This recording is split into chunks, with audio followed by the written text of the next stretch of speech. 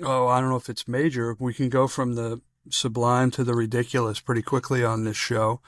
You know, Robin Williams in his stand-up act used to say that cocaine was God's way of telling you were making too much money. I think that cloning a dog is a pretty good indication as well. I mean, he looks amazing, right? You know, you're starting to wonder. Are you talking about Brady or the dog? Or his dog. I gotta see a picture of the dog, but I'm assuming the dog looks great. Oh, and yeah, honestly, if the dog doesn't perform, he's just going to clone another one and just keep a very young version of that dog, I'm guessing, which is what he's trying to do with himself.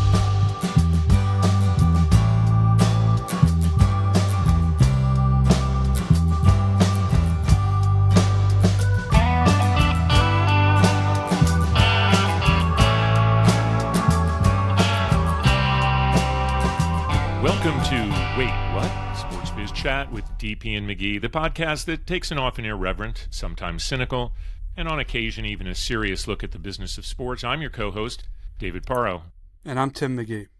Well, we are recording this week on a Tuesday, Veterans Day here in the United States, so a heartfelt thank you to all the veterans that have served this country and to those men and women that are actively serving. Been a rather busy last few days in the sports biz. On Sunday, we saw the passing of one of the most influential sports executives of our lifetimes, I think it's fair to say. And surprise, surprise, we have another sport embroiled in a betting scandal. I don't like to lead the witness, though. So, Tim, what's on your mind? Yeah, obviously you've been so busy you couldn't even shave. So I'm assuming that's for November. You noticed that I've let it grow a little longer. How about that? Thank you. Wow. Yes. Yeah, I think we can talk about Commissioner Tagliabue in a little bit, but I do want to talk about another week, another gambling scandal. Emmanuel Clase and Luis Ortiz both were indicted, pitchers for the Cleveland Guardians, for taking as little as $5,000 in bribes for trying to throw particular pitches. Something has to give, and I know Major League Baseball and the sports books have taken very swift action to limit the amount of prop bets on an individual pitch to $200. Somebody's going to build a better mousetrap. Somebody's going to be able to game that. The thing that's so amazing, and you just pointed out that it was a small amount of money for these pitchers that are making good money, and we've talked about that issue a lot.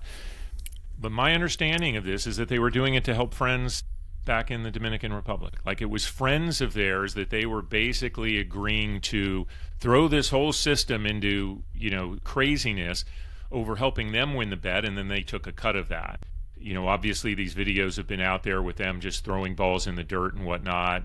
But the fact that there are prop bets on, what the speed of a pitch is going to be, for instance, going to be under or over a certain speed. It's so ridiculous how easy it becomes to game. And yeah, that's great that they can catch them, and it's great that it's regulated to the point that they can catch them.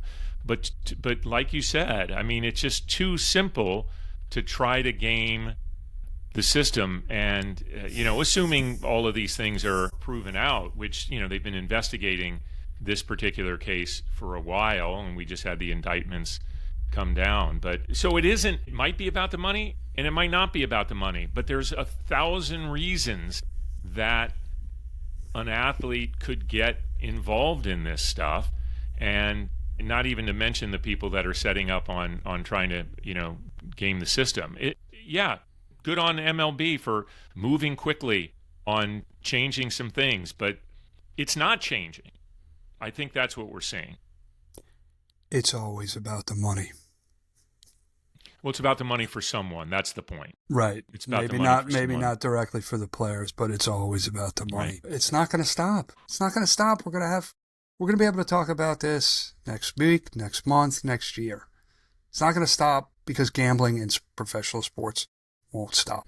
Yeah, the leagues cast their die on this some time ago, and it seems as though the level of involvement, cooperation, partnership just seems to be, stronger all the time. And from a league and team standpoint, it's largely because of the money, and it is fan engagement. We know that gambling is a way to keep fans engaged in your sport.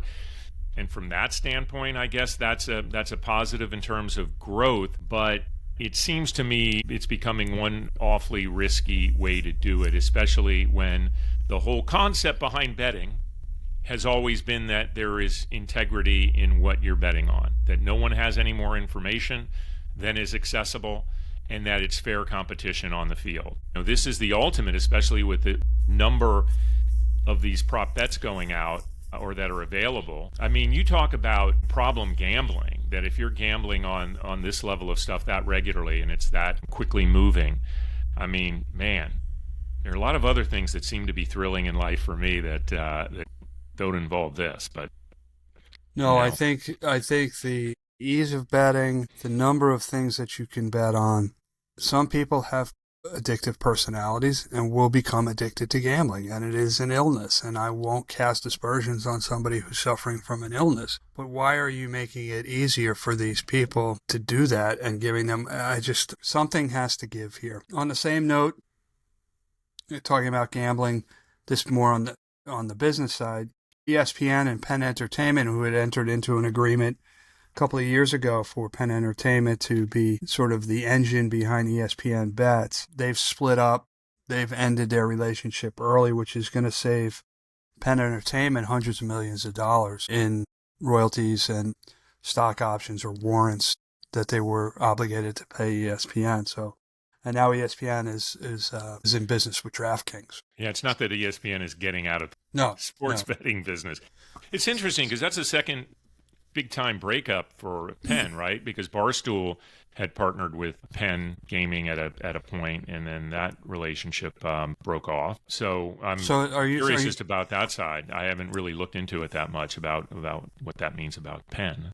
Are you saying that Penn Entertainment is the Taylor Swift of betting companies? I don't know. Well, Taylor Swift always seems to land on her feet, so I don't know if that's a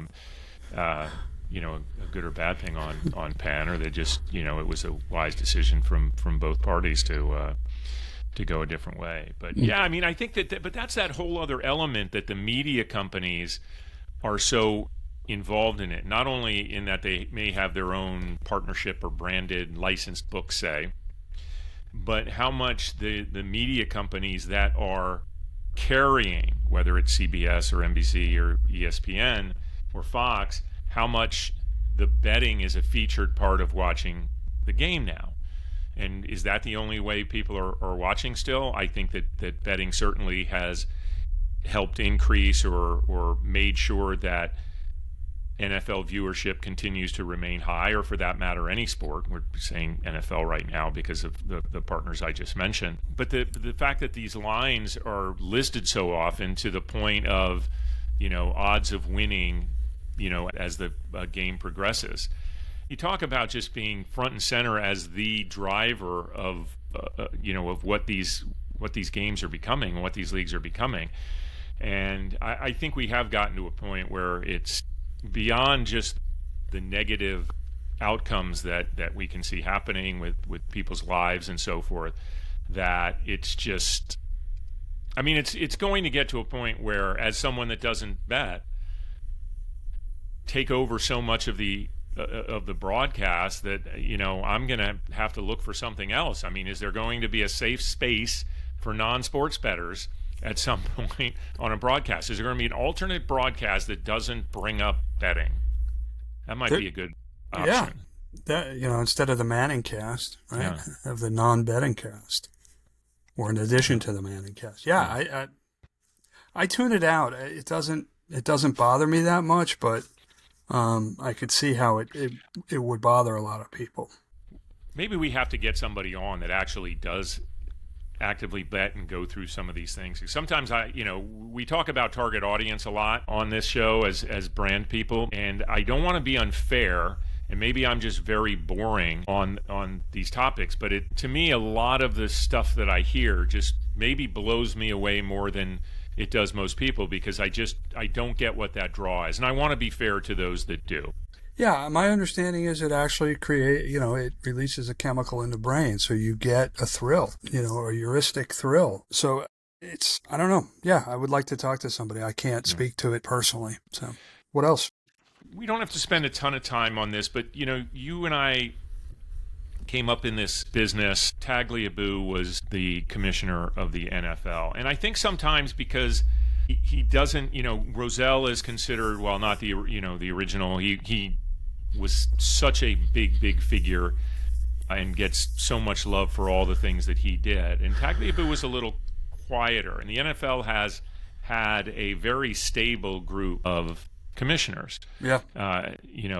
Tagliabue served for 17 years, turned it over to Goodell, who obviously serves now. Before that, Rozelle had been commissioner for 30 years. And Tagliabue was fairly quiet. He was an attorney by trade, had been the league's attorney, a very, very, very successful one. But his tenure was amazing. Yeah. What happened during his league in terms of revenue, in terms of stadiums, in terms of the Rooney Rule, which I think is an unbelievable legacy. So I was always a big fan, and I think as we reflect back on him, given when you and I were coming up in this industry, I think he deserves a heck of a lot of praise, and it's nice to see all that coming in. They say you never want to be the guy who replaces the guy, and the guy being Pete Rozelle. You want to be the guy who replaces the guy, Mm-hmm. so to speak. But Tagliabue left a legacy and in a much shorter tenure than obviously Rozelle had and what Goodell has now. But he developed a 4-division format in each conference. More than 2/3 of the teams are playing in stadiums that didn't exist when he started as commissioner. Oversaw the expansion that brought in Carolina, Jacksonville, Houston, reinstated the Cleveland franchise after the Browns moved to Baltimore and became the Ravens. You mentioned the Rooney Rule, oversaw labor peace while also having a salary cap put in place. And then he had to steer the ship after Katrina and the devastation it wrought on New Orleans, and then also, of course, September 11th. Yeah, a lot of things happened. A lot of things happened for sure. And I think as he handed over the reins to Roger Goodell, he had the house in very solid order. And we talk about it all the time that the NFL, from a sheer commercialization, management of their assets and their strengths, is far ahead of any of the other American-based leagues. Yep. So I think he deserves a lot of credit for that. What else major do you have? Oh, I don't know if it's major. We can go from the sublime to the ridiculous pretty quickly on this show. Tom Brady, congratulations to Tom Brady and Team Brady for winning the second E1 boat racing series. But my question is Tom Brady going to celebrate with the dog that he cloned? Robin Williams in his stand-up act used to say that cocaine was God's way of telling you were making too much money. I think that cloning a dog is a pretty good indication as well. Yeah. And he seems, he's so into, he looks amazing, right? You're starting to wonder. Are you talking about Brady or the dog? Or his dog. I gotta see a picture of the dog, but I'm assuming the dog looks great. Oh, and yes. Honestly, if the dog doesn't perform, he's just going to clone another one and just keep a very young version of that dog, I'm guessing, which is what he's trying to do with himself. And I would not put it past him to be planning the cloning of himself at this point. Put his head next to Ted Williams' head frozen cryogenically out in the lab somewhere. Yeah, Brady's got his hands in a lot of interesting things, doesn't he? You said you haven't seen the dog. No, I haven't. What kind of dog was it? I think it was some sort of retriever, but it's exactly the type of dog you would think somebody like Tom Brady and 𝗍𝗪 would have, right? Because I guess apparently they got the dog when they were still married. Right. He's putting a lot of dogs out of work. Like he could take on a rescue or something. I'm not a dog owner, so I'm not. Anyone's choices on dogs is fine with me. I'm on record of saying I think there are too many in New York City, but that's me. I am a proud owner of a rescue dog. Yeah, nice. We got a couple more minutes, right? Yeah. Want to fill a little bit of more time before our guest comes on? We can do that. All right, so let's go back from the ridiculous to the more ridiculous, if you don't mind. Word out of the White House last week was that the president and people in his inner circle thought it would be a fantastic idea to name the new Commander Stadium after Trump. So let's forget for a second that the jokes write themselves, not the least of which was there already is an Orange Bowl, which was my favorite.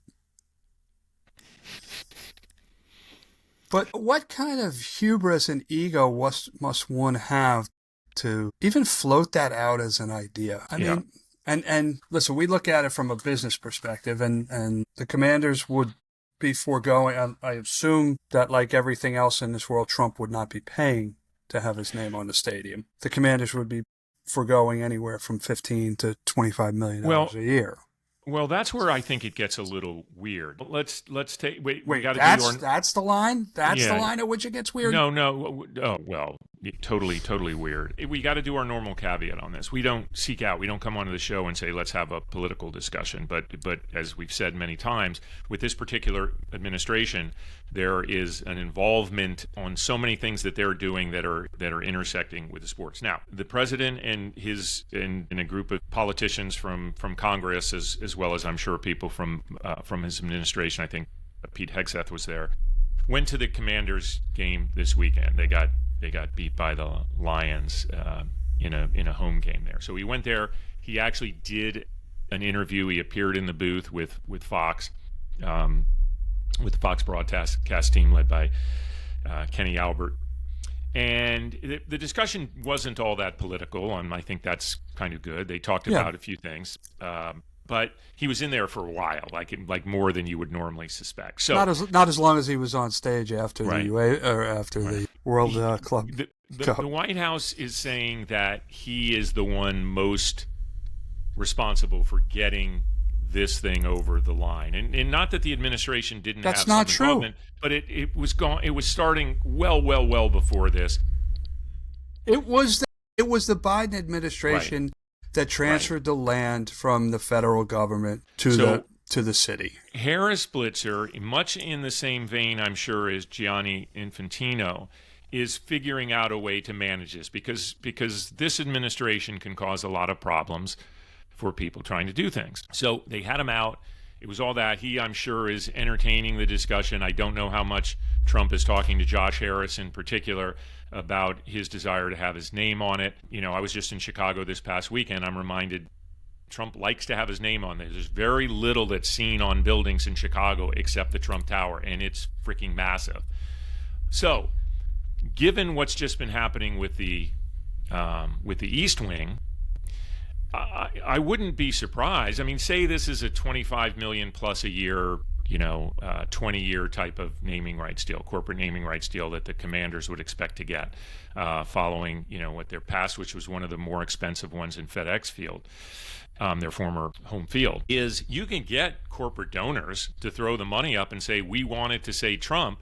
They're getting their favors from the administration, and they're probably still extracting the benefits that a normal naming rights deal would do. Now, I would suggest, if I was advising 𝗽𝙪𝙤𝙀𝙀, and Josh Harris in particular, not to take that deal because it's fraught with so many problems. Anyway, but that's not an inconceivable idea with this administration and with everything that's going on, and that money would be easily raised, in my view. Is that crazy? Well, it's crazy, but I'd require that to pay the entire 20-year deal up front. Right. Freaking sponge tech all over again. Yeah. It really is kind of unbelievable how we're not able to avoid that, because these are the center of very major stories, and it's going to continue during this, because we have a World Cup right around the corner, and there's going to be more news on that. Listen, hopefully everybody had a good time and there's no further pressing of this, because I think it would be a really, really bad precedent. Somebody needs to stand up and just say no. All right. That's too perfect of a time to end this first segment. We have a really great guest coming on, one I think you're going to be excited to listen to, and a very timely one. So we'll be back in a sec. It's time for our guest. Just over a week ago in Phoenix, NASCAR closed its 2025 schedule in dramatic, if not controversial, fashion. Our guest this week is an executive that was part of every turn and twist during this emotional 2025 season. Dave Alpern is the president of Joe Gibbs Racing, the NASCAR team owned by and named for the legendary Joe Gibbs. Now, during his nearly 23 years with JGR, Dave has been integral in every aspect of the operation and is a major reason that the race team has achieved so much success, including operating 4 NASCAR Cup teams, 4 Xfinity Series, soon to be O'Reilly Auto Parts Series cars, winning 5 Cup championships, 4 Xfinity titles, and possessing an enviable sponsorship roster. Coach may be the one with his name on the stationery, but there's no question Pern is a critical cog in this success story. So, Dave, welcome to Wait, What? Well, thanks for having me. Still a little bit too soon to be talking about Phoenix, but I appreciate that. I realized you had to go there. Well, we're going to go there a little bit in the first question, That's too, and okay. I That's okay. apologize for that. Hey, I will make one correction. I will add, this is just dating myself, but I'm actually at almost 33 years, not 23. No, I don't say that, because that just makes me sound that much Another older, because 10 this is on all there. based on how long we've known And each I other. knew you at the beginning, so yes, you know what that means. That's you're 30. right. Yeah, You're right. good times. David, that's when you tell him you met when you were 8. That is true. We almost did, because we were in elementary school. Because Pern did join, like, when we first met, he was pretty fresh. Fresh off. I'm not dating you, you're just dating me even worse, basically, is with that. All right, so we know this season didn't end exactly like you guys hoped for, with two drivers vying for that, including Denny, who's certainly one of the greatest drivers ever to race in NASCAR. And there's less than 2 weeks here, so I know there's not that much distance. By any measure, as Tim and I are fans of the sport, and we follow it from a business standpoint, there's no metric that wouldn't say it was a successful season other than not banking that championship. So any perspective that you want to share, we'd appreciate it. There's performance and there's results. Our performance was outstanding. We led the most laps. And in terms of results, we won the most races. We won 14 races, which in the next gen era, since we've been building this, we used to build every part and piece ourselves. Now we essentially buy the parts. All the teams are the same. In the next gen era, no organizations won 14 races. So yeah, by many of those results and metrics, it was a wildly successful season. Pit stops, everything, except we didn't go home with the championship. And yeah, it's hard to swallow. You have a dominant season, and then really in the championship race, and we can talk about the format, which is going to change, but the format was the same for everyone.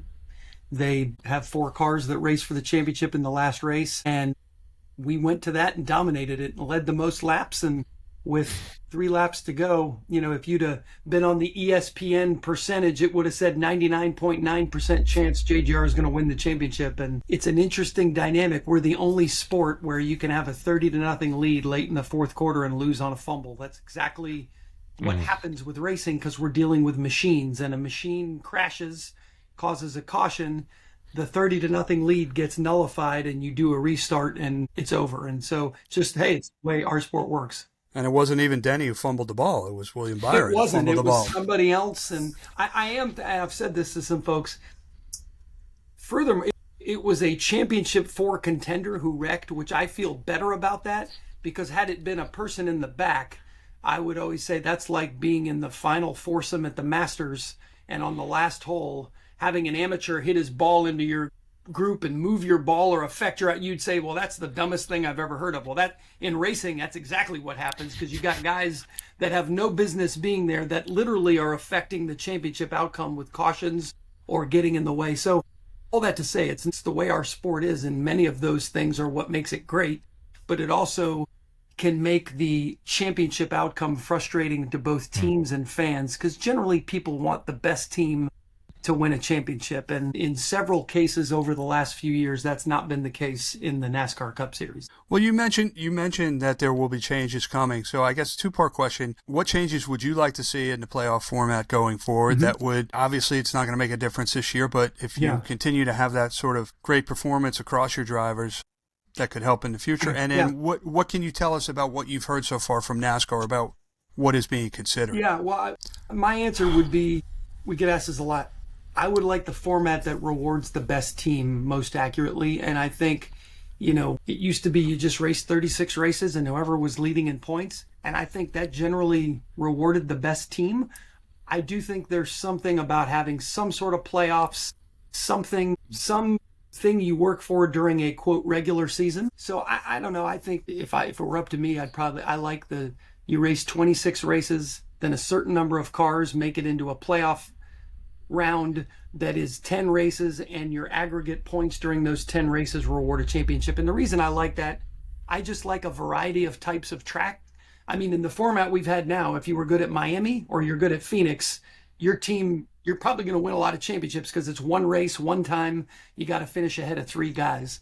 I like road courses, super speedways, intermediate. So make a larger body of work so that a broken brake rotor doesn't dictate the championship. I mean, you could win 37 races, lead every lap of every race, lead every lap of the championship race, and have a flat tire keep you from winning the championship. There's something just inherently wrong about that. In terms of what I'm hearing, it will probably not be 36 race points, but it also won't be a 1 race shootout. It'll be somewhere in between that.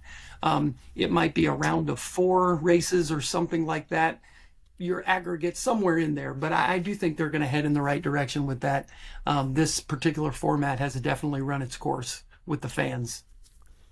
Yeah, we appreciate you taking that question on, Dave. I imagine that SVG is probably thinking right now, like, how do you get to a point where you get into the Yes. championship and then somehow lobby for all road courses All in road the playoffs? courses. Well, we would all probably just not show up, but I will say this, we're working on it. I know our drivers during the off season are working on the road courses.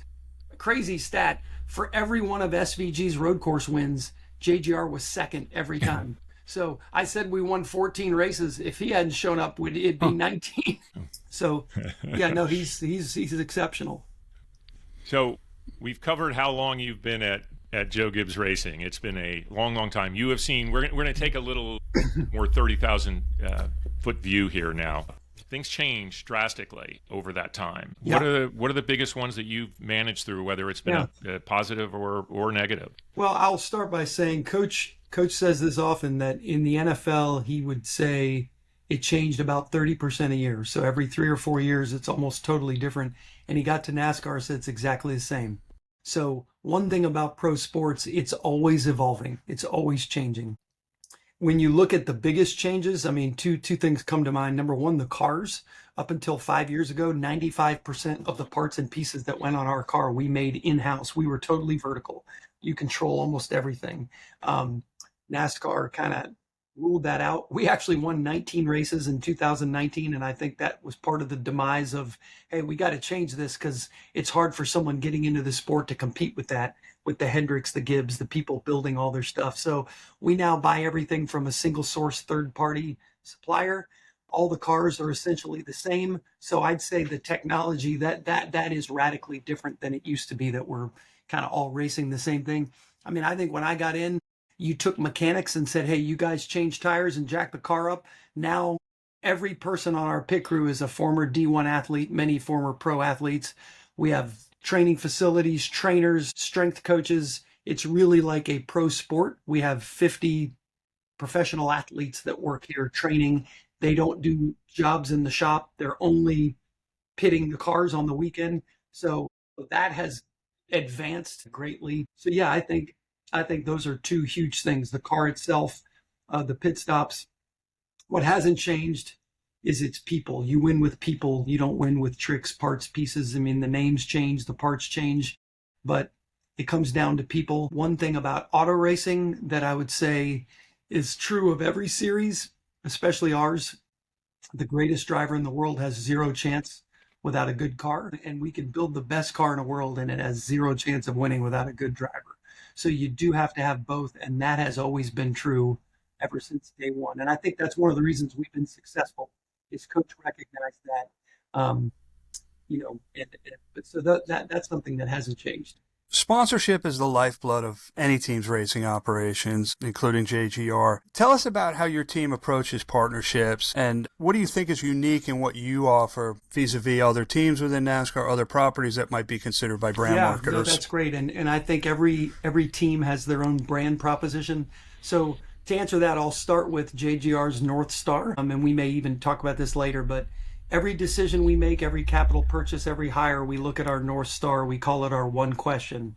And that question is, does this make us go fast? Sounds really simple, but when we got into the sport competing against billionaires and people who could backstop their business if they had a bad year, we couldn't. The philosophy was, if we lead the most laps and win the most races, everything else will take care of itself. And one of the ways our proposition works is we are not the low-cost provider. So when we're talking to brands, we're basically charging more than most of our competitors are, but the value proposition is you're going to lead the most laps, you're going to win the most races, your brand's going to be up front. Your brand is a leader in its industry. You should partner with someone who is a leader in their industry. So everything revolves around, and I think what differentiates us, we meet with brands and we'll tell them all the time, go talk to every other team. If you were selling a product at a retailer, your product may be better suited for Walmart or Kohl's. We're Nordstrom. We're exceptional product, superior service. We're not the low-cost provider, and that's okay if that doesn't match. So starting with that, that's why over the years you've seen the Mars and the FedEx and the DeWalt, the people that view themselves as the leader in their category, that want to pair with the leader. They don't want to run in the back, they want to run in the front, and they're willing to spend more to do that. And it's not just on the track. We then take it to another level. Many of our sponsors, we do their corporate social media for them. We are hopefully delivering such exceptional service and such great performance on the racetrack that we're going to price a little higher. And then what we build into that is the power of relationship. It goes back to people.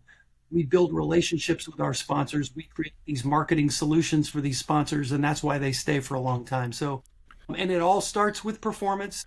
It all starts with coach, and really viewing the sponsors as our partners. They're not just sponsors. We are partners, part of our race team, and we become part of their business. Tim, you vouch for that? I can, as somebody who represents one of the proud sponsors of the 19 car in Chase Briscoe, Lance Crackers. That's right. And which also has an HBSE connection, which we can talk about. But Right. but sponsors, what's so unique, and many of your listeners may not know this, the traditional stick and ball sports get roughly 10 to 15% of their revenue from sponsorship. And in NASCAR, it's 2/3 of our revenue. It's over 60%. And while that is scary and something that in a perfect world we'd love to change, because our business is often dictated on the whim of a C-level executive at a brand who may change their mind or who may not be in that job tomorrow, and now we've got to talk to someone else about it.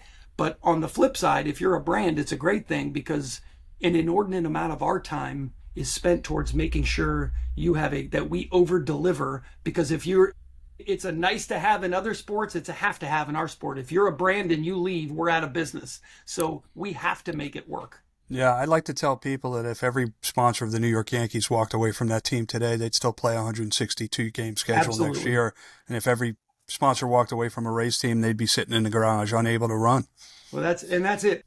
That's a whole nother topic of how we're in that position, because in a perfect world, the percentage would not be that high, but it is where we are. And as a result, our survival depends on it. Yeah, but it's also one of the reasons that sponsorship, I think, in motorsports, certainly in NASCAR, is so well respected by fans, sure. and the importance of what it delivers. Now, I will say this, Pern, we have like the most educated sports biz audience out there, so there's not that many factoids that are going to be thrown out that Especially completely go me. over their head. But Yeah. that one probably is something that is very unique. So we appreciate the specificity of the data point. Yeah, sure. We've talked about Denny a little because of the the championship chase.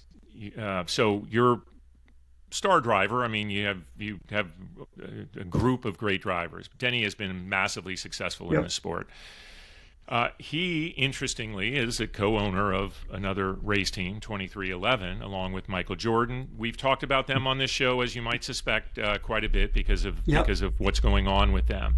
But it is a unique situation that your driver is a co-owner of another team, and 23XI is a customer team of JGR. Talk about that dynamic. How does it benefit you? Is it an interesting challenge? I mean, I've been wanting to ask you this question, actually, because I find the whole setup quite interesting. Yeah, On paper, it makes no sense if you're just looking at the sport and going, now wait, how?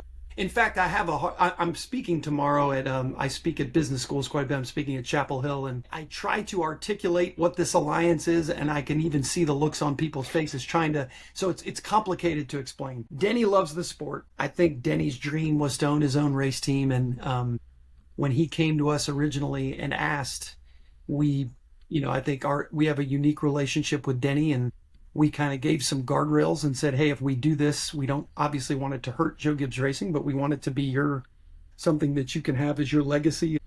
It really is a really unique relationship. I will say they've done a really, really good job building that. Michael Jordan has always been a sort of a fan of Denny's and has been at the races over the years, really likes NASCAR. So it wasn't a huge surprise to us that he would jump into this. It was a surprise to others. So I know it's something they had talked about. They've done a really nice job putting that together. And I think when a race team starts, it's really difficult to have the scale, like I mentioned before, to compete with a Hendrick or a Gibbs.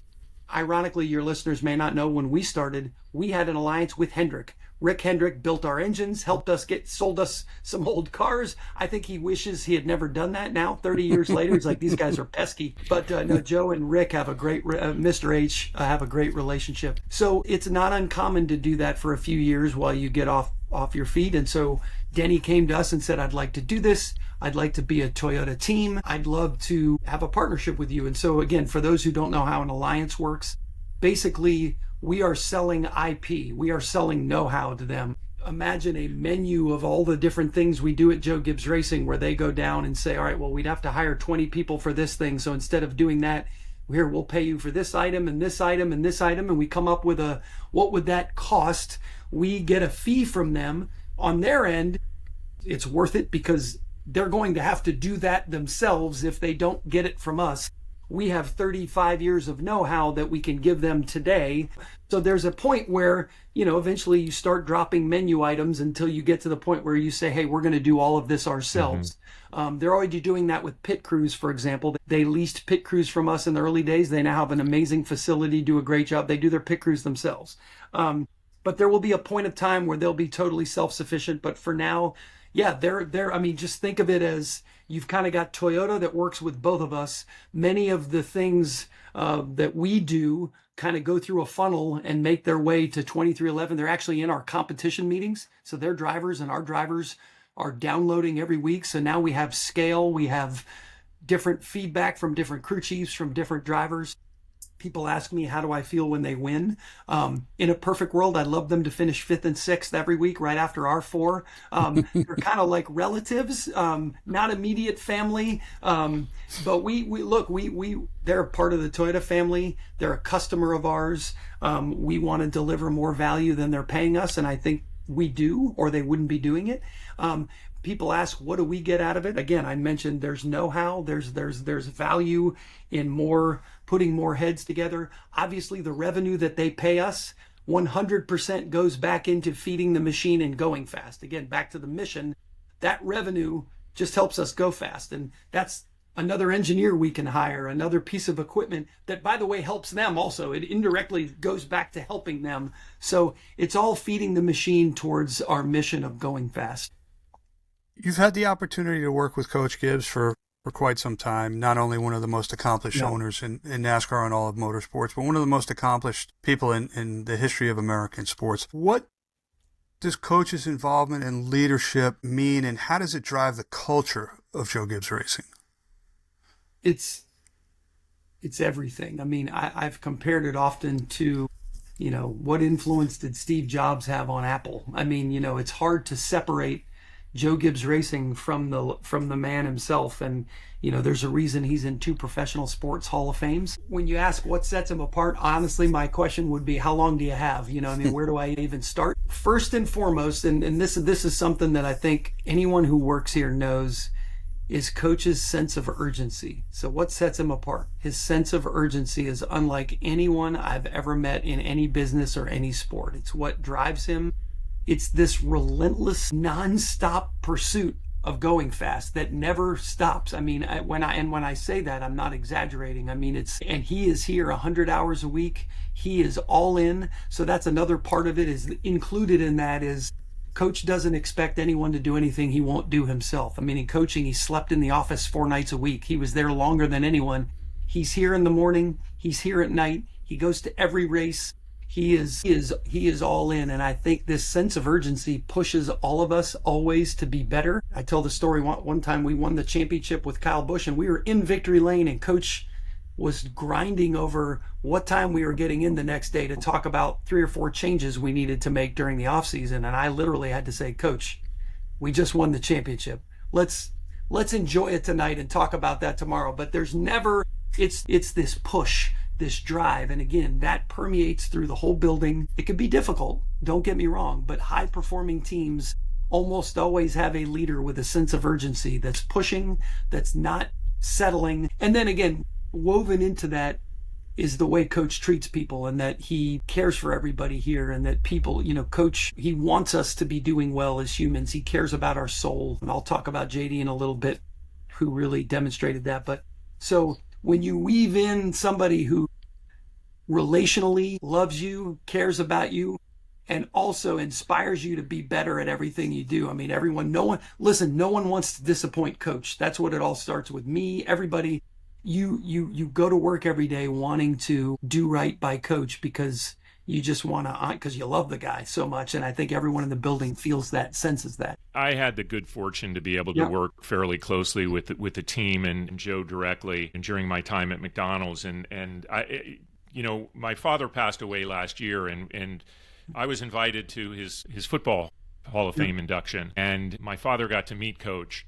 And I think he came to an NHRA race as well in Pennsylvania. And I mean, just the mark that it left on my father, and then in turn me, just seeing that, because there was a kindness to him. You know how exceptional he was. And even when we had to end that NHRA relationship that we had with JGR, just the professionalism with everything that he did when I had that conversation with him is just amazing. So, clearly, as you know, a big fan. But you also mentioned JD. Now, I know JD is someone that you grew up with. Like, you were friends with him from a young age. And JD, as his father has, left an indelible mark on this sport. And he was truly one of the kindest people I've ever been around. Like, one of the greatest people you'll ever meet, that that no matter where you saw him, it was always going to be a positive interaction. So because of your closeness with him, I just wanted you to share a little about the Legacy Fund that you're involved with, as well as just any memories or things you can share about the legacy that JD has left on this team and the sport. Well, thanks for that. And I'll start with, JD had a way of making everybody feel like they were his best friend. And I had the privilege of actually being his best friend. And it was just a huge honor. And what you described, the way I say, JD treated people like a soul and not a transaction. And that inspires me literally every day. That as a leader, what a great rule to live by. Treat everyone like a soul and not a transaction, because we all know what it's like to be treated like a transaction.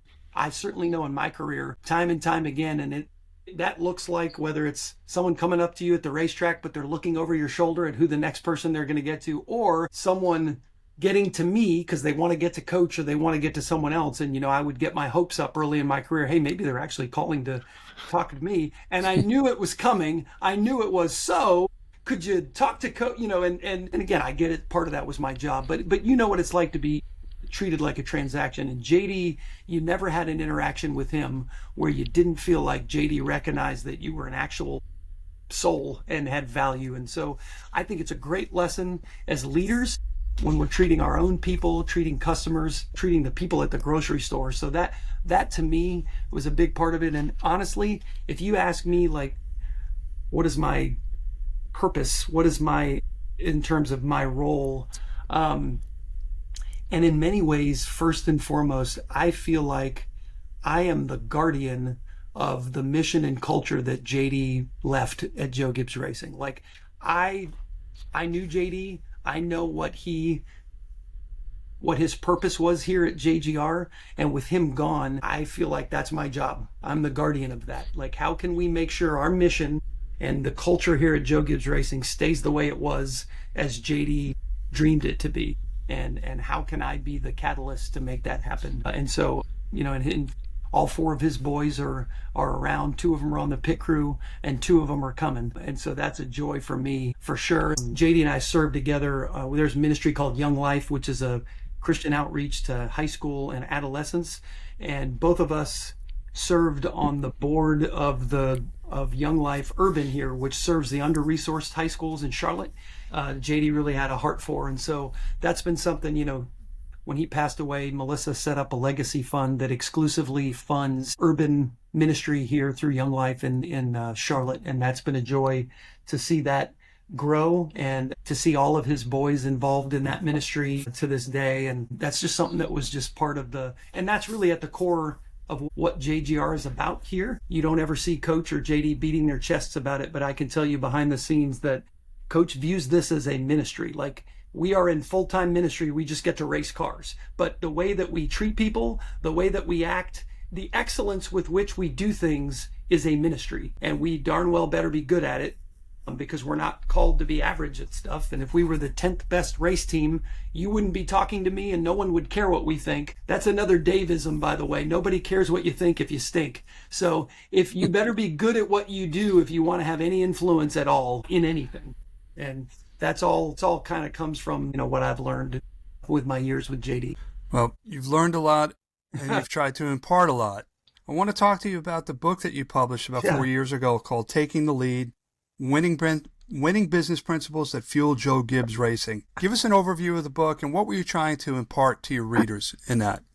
Yeah, quick story. My father worked with the CIA, which my sisters and I didn't know until I was in high school, and he retired. And we were like, oh, that explains a lot. We were all born in foreign countries. My dad was gone all the time. Super interesting, brilliant guy, spoke multiple languages, blah, blah, blah. He was working on a book when he got ill, and he ended up passing away before he wrote the book. And, my sisters and I and my sons, we all kind of never got to hear this amazing story that my dad was going to tell.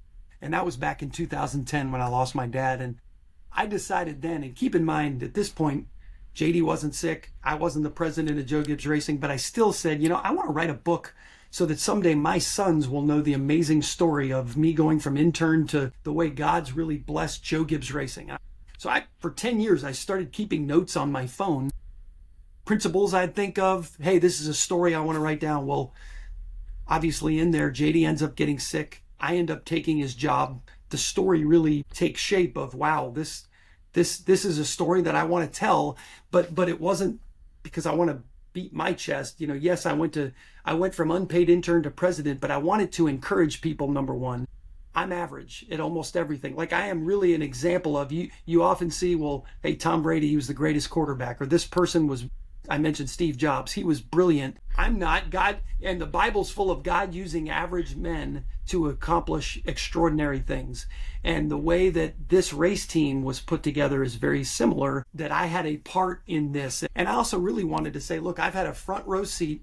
I've probably spent more time with Joe Gibbs than his wife over the last 30 years. So I got a front row seat to greatness. What are the things that I learned from him that I can impart on other people? And so it was a combination of, I hope I can encourage that person that's not really sure what they're going to do with their life when they're in college, or someone who's stuck in a chapter of their, I always talk about our life as a book, and there's pages and even whole chapters that kind of stink, but they're preparing us for the next chapter. And some people get stuck in that chapter of their life and they're like, man, I feel lost. And I was hoping my book would encourage some folks, because I've been there. And again, average guy getting to do something extraordinary hopefully encourages a lot of people. So the book is Taking the Lead, Winning Business Principles that Fuel Joe Gibbs Racing. So available everywhere, I imagine. And all there's the one proceeds benefit the JD Gibbs Legacy Fund. Yeah, so I can shamelessly plug it because I don't make anything off of it. That's awesome. I do have to say the introduction by Joe in the book, talking about you as watching you play football in the yard with JD, that really was great. I appreciate it. No, and I had no idea he was I was like, I didn't even know he remembered that. I remember that. I remember playing football out in his yard, and I was always the smallest. Tim, could you imagine? You're out there and like coaches there watching you play football, and he's judging everything. I'm glad I didn't know he was watching. Yeah. Oh my gosh. I would have been cut. He would have called me in. The Turk would have come to my room and said, "Your coach wants to see you. Bring your playbook." I had some wheels, I will say that, but I did not have the size, unfortunately. So we know that private equity is a big part and a growing part of everything sports. You do have a strategic investment from 𝗿𝗪𝗡𝗄𝗡 Sports Entertainment. Anything you could share in terms of what that's meant positively for the organization? Obviously, still owned by the family. Yeah, no, and 5 or so years ago, we kind of set out to say, hey, what would it look like if we could take on a minority partner? Again, we still want to run it, but if we could get some know-how, as, again, the sponsorship landscape was changing in many ways, some people that have the business discipline of some other sports that maybe could really help us. And all that to say, it really had to be the right partner. And honestly, the HBSC partnership was like a match made in heaven. And keep in mind, they came and talked to us before the Commanders purchase. So they wanted NASCAR in their portfolio. I think they were attracted to the performance here. We are really, one of their only investments that most of their other teams, they operate. So this is a little different for them. But Josh Harris, David Blitzer came in and instantly, and I'll share, if I could share a quick story that, hopefully isn't too private, but I think both would be encouraged to hear this. I think the first time that Josh and David were here meeting with Coach led our meeting off with about 30 minutes about our philanthropy. He didn't start with, this is how many wins we have. It was, this is what we're about. These are all the ministries around the world that we support. This is behind the scenes kind of what's important to us. And they made the comment, hey, I think that's the first time someone started off with that. That's how we know we're like-minded, because that's exactly where, and it was instantly, hey, we are aligned philosophically on that. Really good guys, brilliant, very smart. Scott, Tad, that whole group that we work with there, they've been an exceptional partner. I hope they would feel the same way. We thought they were all there with us at Phoenix. We thought we were going to get them a championship trophy. We were this close. We really wanted to win that one for them. But I think everywhere from, Tim, you mentioned the connection with Campbell's and beginning to make introductions to many of the partners with their sports teams. And the beauty of us is we're,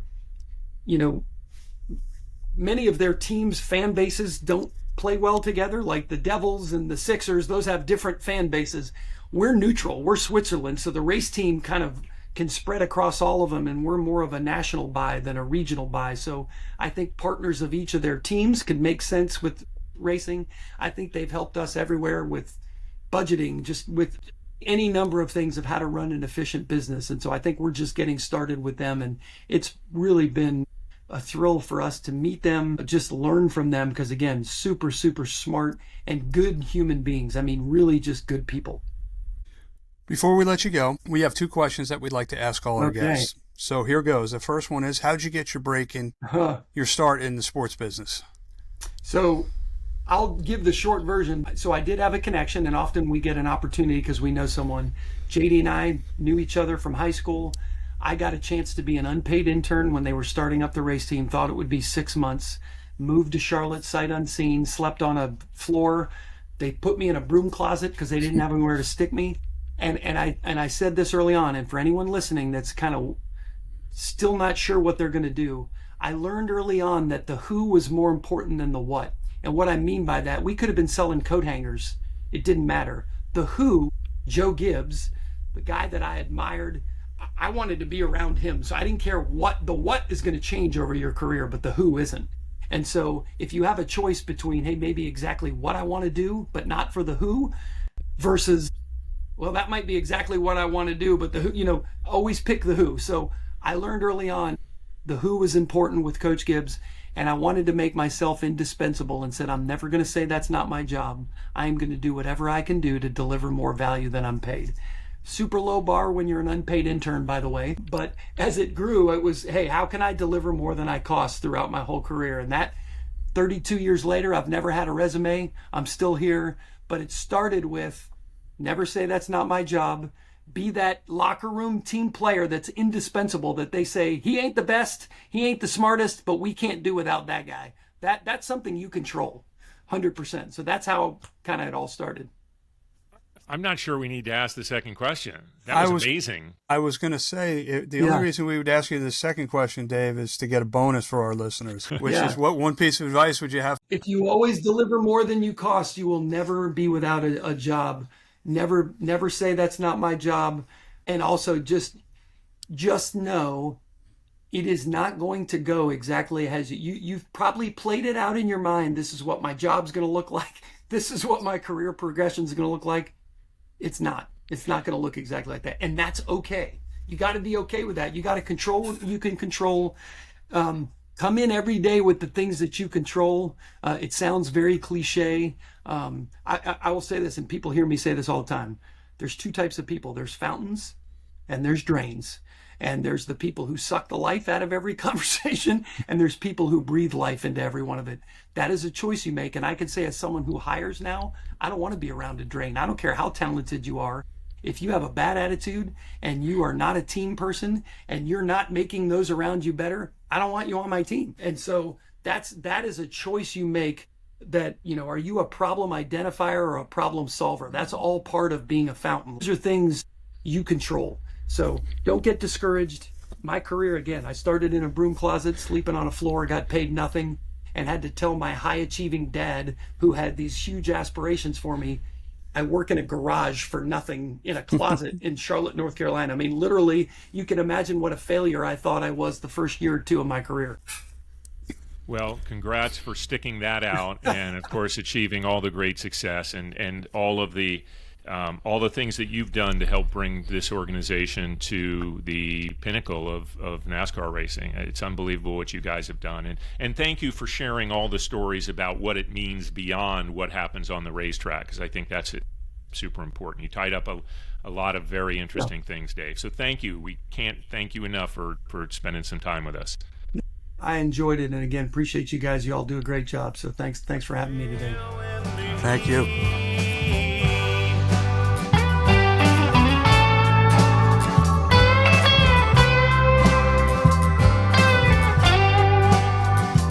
We are back. Thank you again to Dave Alpern, president of Joe Gibbs Racing. What a phenomenal guest. David leads one of the most successful, if not the most successful, teams in all of NASCAR, and geez, what great insight, what great advice he had. So now is the time in the show where we take a look forward, we give shout outs. What do you have on your mind now? A couple quick things, Tim. One, we're not going to be talking that much about baseball unless the scandal stuff keeps going on, but I just wanted to give a shout out to A's first baseman and former Wake Forest Demon Deacon standout Nick Kurtz on being named American League Rookie of the Year. So there are a couple reasons. In addition to him being a Demon Deacon and having one of the most memorable games in Major League history this past July against the Astros, where he hit 4 home runs and 6 overall hits, he also has one of the great nicknames in baseball, maybe right up there, maybe just behind Big Dumper, but his nickname is the Big Amish, which I just think is a great nickname. So congratulations to Nick Kurtz. Yeah, he won in a unanimous vote. The coaching carousel situation might have just hit an interesting point with apparently LSU's Board of Supervisors might be looking at figuring out a way that Brian Kelly was let go for a cause, which means his $54 million buyout won't go through. So there is some legal action probably to come. Both sides kind of staking their claim, but it just adds another level of absurdity to all the stuff going on in the coaching carousel. And lastly, I want to say, because I brought this up last week about my disappointment, and then it was hitting me personally with the YouTube TV and the Disney feud that's going on over the carriage rates. YouTube TV announced, I think just a couple days ago, that they were going to offer a $20 credit. I don't know if that's supposed to be monthly or what, but to subscribers because of the lack of the Disney channels on it. But rather than just refunding or not charging you or whatever, they made it a credit that you had to go in and claim, which really pisses me off, because I probably won't. I'll be one of the millions of people that won't do that, and therefore they'll end up saving some money. But, hey, I am looking at my alternatives. I'm just going to leave it at that. Well, we will have to have a special episode called The Decision with David Morrow. And Google, by the way, you're lucky that I let you off the hook on your ridiculous Google, cloud MLB stuff, that the important data that you were talking about was, whether the players when they came off the field touched the line or how many times they tapped the plate with the bat, like stuff that has nothing to do with what the performance, but you were making it seem like you did. I let you off the hook. I didn't say that until now. So straighten this thing out. What is this, Festivus? And I use Google all the time, by the way. What is this? What is this, the airing of the... It's right before the holiday season. It's the airing of the grievances. Okay, well, sorry. Like I said, they crossed the line on this thing, and so all of this stuff's going to come out. All right. We've had a number of passings within the sports world this past week or so. Another one I wanted to mention was Coach Lenny Wilkens. Phenomenal player, phenomenal coach, native New Yorker, led the 1996 men's Olympic team to an Olympic medal, gold medal. Tragic story, Marshawn Nealand, Dallas Cowboy, apparently suffered from bouts of depression and mental illness, killed himself after a chase with police. I can only imagine what it's like being a member of that organization and having to go on and play the rest of your season with those heavy hearts. It just goes to show you that professional athletes are not immune from the things that affect the rest of us in society, namely things like depression and mental illness and stuff like that. Yeah. And then on a much lighter note, I will be making my first of hopefully many trips up to Ithaca this weekend to watch the Big Red play hockey. They're actually having '' hjällRaiden night on Friday night, where they will be honoring the late, great Cornell netminder. He went on and did a couple other things after that, but yeah. No one remembers that he was a standout for Montreal for so many years. Stand out and stand up, because he had that famous pose of him. He was 6'4", which back then was big for a goalie. Yeah, now it's almost standard size. I know, he seemed so massive back in the day. Like like, how is anyone ever going to get a puck by this guy? I remember how annoying that was to me. Not many people did. No, right. Not many people did. Yeah, he one of two numbers of hockey players at Cornell that have been retired. The other one, 25, Joe Nieuwendyk. So despite all the great players that have come through the Cornell system, those are the two that have had their numbers retired. Huh. Interesting. Yeah. And then they got a new coach. Guy by the name of Casey Jones, Cornell grad. And the first thing Carolyn asked was he in the engineering school? He was not. But he had success as a head coach at Clarkson. He was the associate head coach last year. So that's a very good joke by your wife. Absolutely. Impressive. The other question that would have been easily asked is, was he high on cocaine when he was driving that train? Right. Well, yes. Okay. Well, I'm sure she based the reference on not just the legacy of Casey Jones as an engineer, but from the Dead song. So yeah, yeah, I'm sure. Because all right, she's with it. Let's wrap it up. Thank you to our listeners. Thank you again to Dave Alpern at Joe Gibbs Racing. Thank you, David. Please check us out, dpandmcgee.com. Find us wherever you find your favorite podcast. Like, subscribe, follow, and comment. We would love to hear more comments about our lists last week about our top 10 favorite sports films. David, we have to get your sister on and get her take. She basically called for my man card, by the way. She did. It was so funny that she did it, but I want to make that point on the show that I did in that post is my family, the guys in the Fez, my family, they all feel like they know you. So she was kind of acting a little surprised, like how could he not have it? But my kids made their list, and the one that they were kind of busting me on that neither of us had on the list, which was The Sandlot. And it's cool that they like it though, because it's the kind of the youthful thing. I said, well, but you know what? It came along on that. Yeah, it came along at a time when we wouldn't necessarily have been the audience for that. Wouldn't necessarily have watched with our kids. The point is, I love that they liked it, and I love that kind of that connection to a sport anyway. So yes, no, it is.